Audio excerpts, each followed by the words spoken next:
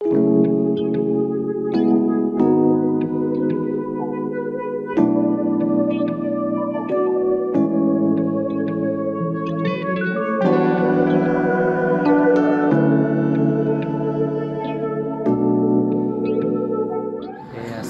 warahmatullahi wabarakatuh, rekan KPPN Banda Aceh. Pagi ini kita ketemu lagi di podcast KPPN Banda Aceh. Saya Muhammad Nur dan kita masih mau ngobrol lagi nih dengan kepala kantor kita, Pak Ahmad Fahmi. Nah, kemarin kan kita udah ngobrol-ngobrol nih terkait dengan perjalanan karirnya gitu ya, Pak ya. Nah, itu saya masih penasaran, Pak, rupanya. Ada beberapa hal yang kemarin itu saya lupa gitu, Pak. Saya kulik lagi gitu dengan dari pengalaman Pak Fahmi gitu ya. Nah, mungkin hari ini kita akan berbicara terkait dengan hobi terus kegiatan ekstrakurikuler di masa muda. Itu kan pasti menarik banget itu, Pak. Terus kemudian ya ada hal-hal lain lah mungkin yang nanti kita bisa bahas lebih lanjut gitu, Pak ya. Oke. Yang pertama gini, Pak, saya itu di awal-awal kedatangan di KPPN Banda Aceh itu kan Bapak kan sering ngajak karaoke gitu, Pak ya. Nah, pas karaoke itu saya penasaran tuh, Pak, ada beberapa lagu yang di telinga saya itu sangat-sangat asing gitu, Pak. Ada mungkin entahlah itu bahasa apa, saya juga nggak tahu gitu, Pak. Nah, mungkin bisa jelasin, Pak, itu lagu apa sih, Pak, yang waktu itu dinyanyikan gitu. Dan itu sering soalnya gitu, jadi saya penasaran gitu, Pak. Iya. Baik, Mas Nur. Assalamualaikum warahmatullahi wabarakatuh. Jumpa lagi dengan saya. Jadi, Mas, kalau ditanya hobi, saya itu hobinya nyanyi, Mas.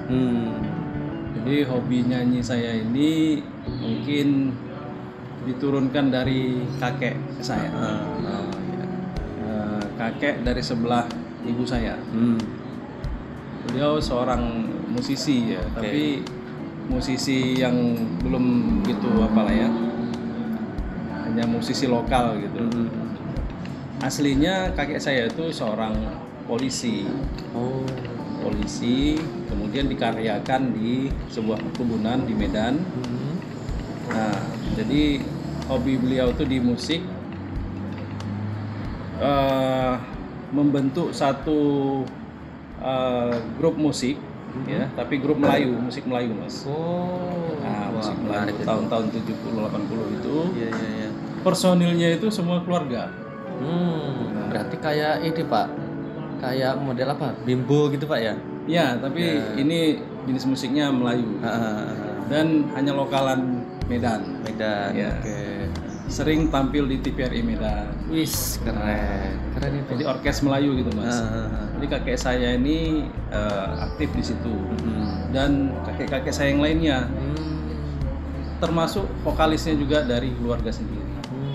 Jadi kami kalau misalnya ada mau tampil di TVRI, kami kasih tahu gitu, nonton ya kan, tentunya TVRI Medan gitu ya. Iya. TV hitam putih. Ya, tahun itu TV-nya masih hitam putih ya. Kalau anak-anak sekarang mungkin nggak tahu ya. Nah, jadi mungkin daerah seni itu turun dari kakek saya. Oke. Jadi ya memang saya senang nyanyi gitu kan. Emang suaranya bagus ya, Pak. Kemarin waktu cukup aja. Bagus. Keren. Nah, itu tadi, Pak, yang lagu tadi, Pak. Itu lagu apa sih, Pak? Saya itu senang nyanyi lagu-lagu luar gitu ya. Seperti lagu Rusia. Oh, pantes bahasanya kemarin tuh asik banget gitu, Pak. Ya, kayak Inggris ya kayak itu. Sekarang yang sedang ini ya. Sedang rame lah orang tahu dengan lagu itu. Oke.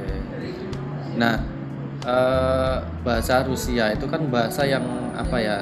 Asingnya benar-benar asing lah mungkin ya di kita gitu. Kalau bahasa Inggris atau mungkin Cina itu kan udah biasa ya. Nah, kalau bahasa Rusia itu kan pasti kita sendiri mungkin sangat susah gitu ya mempelajarinya. Nah, Pak Fahmi kira-kira caranya gimana sih, Pak, mempelajarinya? Apa mengulang-ulang di lagu apa gimana gitu, Pak? Jadi saya suka berbahasa itu karena bahasa Rusia khususnya ya. Karena banyak orang anggap bahasa Rusia ini bahasa paling sulit di dunia katanya. Karena tulisannya aja susah, Pak. Ya, huruf-hurufnya itu nggak ada satupun yang sama dengan huruf yang Latin kan. Iya. Semuanya beda gitu kan. Nah, dari situ saya melihat apakah iya ini gitu. Bahasa Rusia ini Penasaran paling, gitu, Pak, ya, ya? paling sulit di dunia gitu kan. Tapi karena saya pikir, loh anak-anak Rusia aja bisa bahasa Rusia kok. Iya. Ya kan, berarti kan bisa dipelajari. Iya, betul, Pak. Kenapa beliau bisa ngomong? Karena mungkin setiap hari diulang-ulang kan. Iya. Nah, saya pikir nggak ada yang sulit saya pikir. Dan saya coba belajar sendiri ini tanpa ada guru melalui YouTube. Saya buka, ternyata nggak sulit, Mas. Tapi yang jelas harus ada kemauan gitu. Oke. Nah, harus ada kemauan, serius, tekun, bisa kok, Mas. Bisa ya. Nah, Pak, itu yang dinyanyiin yang lagu itu akhir-akhir ini tuh ternyata saya sering denger, Pak, di HP anak saya gitu. iya. Wah, ini yang lagu yang biasa dinyanyiin Pak Fahmi nih gitu kan. Itu Raufai. Itu tahu artinya atau sekedar nyanyi aja, Pak, gitu, Pak? Ya, saya pertamanya itu suka dengan jenis musiknya dan lagunya kan slow itu ya. Terus tertarik juga untuk mengetahui apa sih yang disampaikan ini. Oh iya. Gitu. Di samping kita Maksudnya. sudah sedikit-sedikit belajar bahasanya. Oke. Oh, rupanya lagunya terkait dengan ya asmara lah. Oke. Nah, kita kan pasti pengen tahu kan spasi apa gitu ya Pak Fahmi berbahasa Rusia. Nah, mungkin bisa kasih spoilernya, Pak. Apa namanya, perkenalan diri atau apalah gitu dengan bahasa Rusia coba, Pak. Iya. Kita coba, Mas ya. Iya, Pak. Здравствуйте. Всем привет, дорогие друзья. Доброе утро. Как дела? Хорошо, да? Меня зовут Ahmad Fahmi. Я хочу говорить по-русски чуть-чуть. Приятно познакомиться. Спасибо большое. Пока-пока. Ya mungkin begitu, Mas. Saya makin bingung, Pak. Apa itu, Pak, kira-kira, Pak, artinya, Pak? Ya, pertama Здравствуйте itu ya, salam kenal gitu kan. Terus itu nanya apa kabar, хорошо, baik gitu kan. Nama saya Ahmad Fahmi, Меня зовут Fahmi. Gitu. Приятно познакомиться itu ya salam kenal, senang ketemu dengan Anda. Oh, gitu. Спасибо большое. Sampai jumpa, terima kasih. Oke. Ya, itu sekilas aja ya. Nanti kalau mau lebih lanjut nanti kita bisa ngobrol lagi dengan Pak Fahmi. Tapi kalau saya nggak bisa bahasa Rusia sih. Terus di kantor saya juga pernah lihat gitu ya Pak Fahmi ngajarin teman-teman di kantor juga bahasa-bahasa itu. Itu bahasa apa aja, Pak, yang diajarkan? Oh, selain bahasa Rusia, bahasa asing lain yang bisa saya kuasai sedikit, termasuk bahasa Jepang. Oh, bahasa Jepang juga. Ya, bahasa Jepang. Wah, itu juga kayaknya susah juga itu bahasa Jepang ya. Kalau bahasa Jepang kan banyak orang yang sudah paham ya. Iya sih. Karena kan banyak juga tenaga kerja dari kita ke Jepang ya kan, magang di sana, pulang bawa yen, termasuk bahasa Jepangnya sendiri dibawa ya kan. Oke, ya. Jadi saya pikir nggak gitu susah lah. Walaupun bahasa Jepang itu ya sama juga dengan bahasa Rusia, hurufnya kan begitu ya, kanji, ada romaji ya kan. Iya. Nah itu kalau memang kita mau belajar bisa, Mas. Bisa. Ya, itu sudah sampai mana, Pak, yang diajarin ke teman-teman kemarin itu, Pak? Oh, itu masih Dasar-dasar aja, Pak, ya. awal-awalnya. Greetings lah, kalau bahasa Inggrisnya greetings kan. Tegur sapa, memperkenalkan diri juga. Baru 1-2 gitu. Nah, coba, Pak, sekarang, Pak, bahasa Jepang yang mirip-mirip kayak Rusia tadi deh, Pak. Bahasa Jepangnya gimana gitu, coba. Kita lihat perbedaannya ini. Hajimemashite. Ohayo gozaimasu. O genki desu ka? Watashi no namae wa Ahmad Fahmi desu. Fahmi to yonde kudasai. Watashi wa Nihongo go sukoshi hanashimasu. Arigatou gozaimasu. Mungkin begitu, Mas. Oh, iya. Jadi kalau ini sih udah pernah beberapa kali denger lah, Pak, kalau bahasa Jepang ya. Biasa didengar orang lah. Anime juga, Pak. Ada kartun-kartun gitu, Pak, ya. Oh iya. Jadi rupanya Kepala Kabupaten Banda Aceh itu yang sekarang itu tidak hanya fasih bahasa Aceh, pastilah, Pak, ya, bahasa Aceh, bahasa Indonesia, bahasa Inggris, rupanya bahasa Rusia dan bahasa Jepang juga. Nah, ini pasti ada kaitannya juga dengan kegiatan ekstrakurikuler, susah banget. Kurikuler. Kegiatan ekstranya lah pokoknya di masa mudanya mungkin ya. Kita coba nanti kulik deh dengan Pak Fahmi. Coba, Pak, cerita, Pak, di masa mudanya itu ikut aktif di kegiatan apa aja gitu, Pak? Iya. Jadi saya dulu aktif tuh di kepramukaan, Mas. Oke. Pandu ya, Pandu. Jadi pada saat timbul niat itu tahun 77 Mas. Tahun 1977 pada saat abang saya pulang dari Jambore Nasional di Jakarta, Cibubur. Nah, saya pingin juga seperti itu. Timbul niat ya. Oke. Nah, jadi tahun 77 itu Jambore di Sibolangit. Sibolangit tahun 77. Kemudian selepas itu saya mendaftar masuk pramuka. Nah, terus saya aktif dari awal jadi anggota, kemudian berkat keseriusan mungkin dipercaya sebagai Wapinru, wakil pimpinan regu, sampai saya mimpin satu regu Kala namanya. Nah, kemudian dari situ ada lomba-lomba Mas. Oke. Ada lomba-lomba dari tingkat kecamatan, tingkat kabupaten, tingkat provinsi, Iya. ya kan? Itu kan masing-masing level dia. Iya, iya. Nah, kalau misalnya di kecamatan itu namanya Jambore ataupun LT, lomba tingkat. Kemudian meningkat lagi di kabupaten tuh Jambore cabang. Terus di provinsi juga buat Jambore daerah untuk ke Jambore nasional. Nah, alhamdulillah saya itu gugus depan saya itu ya 1920 Langsa Kota. Assalamualaikum Langsa Kota. Jadi itu gugus depan yang bukan terikat dengan sekolah. Jadi umum gitu. Berarti independen gitu, Pak? Independen. Kalau misalnya di sekolah kan masing-masing punya ya Mas. Ya, ya. SMP ini punya, SMA itu punya, gitu kan. Tapi ini yang umum gitu. Jadi saya masuk di situ. Nah, pada saat diadakan lomba-lomba, alhamdulillah kami itu selalu juara Mas. Baik itu tingkat kecamatan, tingkat kabupaten, bahkan sampai di provinsi. Kami itu dapat juara dan membawa nama Aceh untuk di tingkat nasional, Jambore nasional. Nah, di situ kebanggaan saya jumpa dengan Pak Almarhum Soeharto, berjabat tangan di situ, dengan Pak Hamengkubuwono, ya, di Cibubur tahun 81. Itu SMP Pak atau SMA? Saya udah di SMA kelas 1 sebenarnya. Oke. Tapi karena masih baru, nah saya ikut lagi di Penggalang ya. Itu kan Jambore kan tingkat Penggalang. Penggalang itu kan SMP ya, pakai celana pendek ya. Jadi ikut ke sana Mas. Iya. Nah, kemudian itu tahun 81. Kemudian tahun berikutnya saya ikut lagi Mas. Tahun 1982. 82 saya ikut lagi itu. Tapi di posisi yang berbeda. Sudah namanya di Penegak. Bukan lagi di Penggalang ya. Penegak itu udah celana panjang gitu. Begitu juga Mas, seleksi dari tingkat ranting kecamatan sampai ke tingkat daerah. Alhamdulillah masih yang terbaik lah. Alhamdulillah. Masih di grup yang sama ya, yang sama. Dan bisa ikut Raimuna namanya, Raimuna Nasional. Apa itu Pak? Raimuna Nasional itu adalah pesta penegak se-Indonesia. Di Cibubur juga Mas, tahun 82.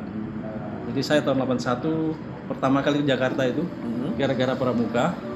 Dan kemudian tahun 82 juga saya ikut ke Jakarta gara-gara pramuka juga. Nah, kemudian Mas, dari situ itu kan pramuka diajarkan kita tuh disiplin ya Mas. Ya. Baris berbaris, upacara, PBB.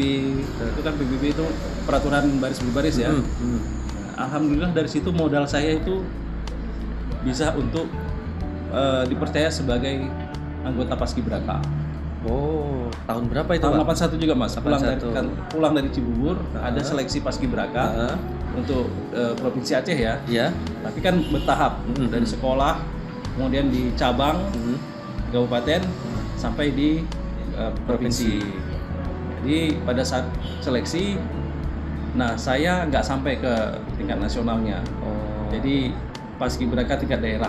Jadi 17 Agustusnya kami mengibarkan bendera itu di Banda Aceh sebagai Paskibraka daerah. Wah, luar biasa. Alhamdulillah. Jadi itu yang membuat saya itu selalu merasa kalau disiplin itu sudah ini ya, sudah sangat dekat lah sama saya gitu ya. Sudah terbiasa dengan saya. Iya. Karena mulai dari pramuka dan sampai dengan ke Paskibraka itu selalu yang diajar itu disiplin.